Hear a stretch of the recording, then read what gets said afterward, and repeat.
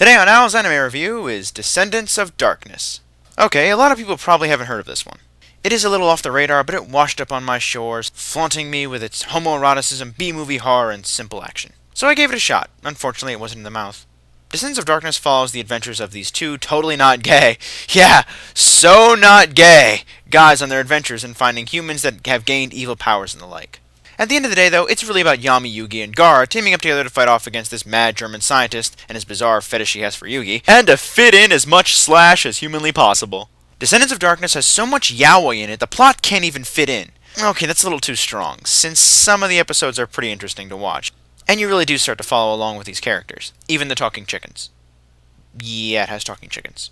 Plots last about 2 or 3 episodes rather than over the whole show. This isn't bad, since sometimes Yugi and Gar have to spend some time reassuringly hugging one another before they go off and look for clues on what they have to do. However, this is a tired idea that only works in real mystery-type shows, like Detective Conan. Here, it's evidence of what the show really is, an empty, shallow thing with irrelevant plots that only give them the excuse to throw in a lot of slash.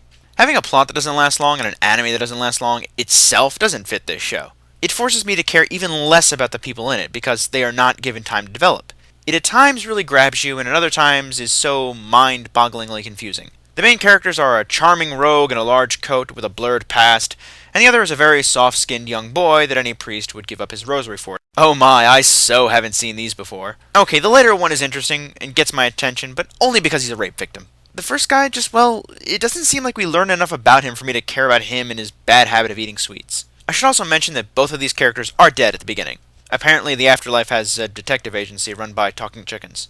I'm sorry about going back to this, but why the hell talking chickens?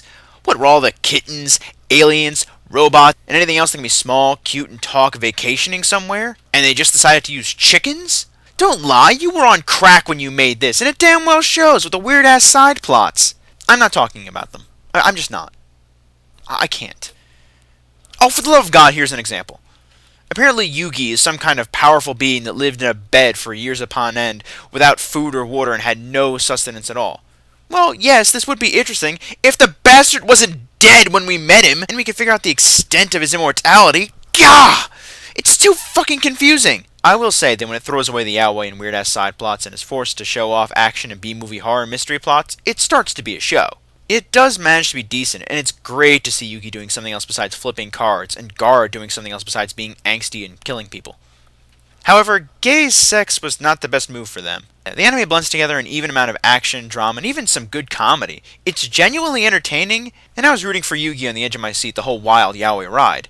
The animation looks above average, but the same cannot be said for the music. Descendants of Darkness brings a lot of good things to the table, like a solid show and plenty of entertainment, but it is geared too much to a specific audience to really wow me. That audience being women that spend a lot of time on adultfanfiction.net. I think it's okay, but this thing is not for everyone, and for that it gets 3 German doctors who want to attach their dead brother's head to another guy's body just to kill him again. Out of 5.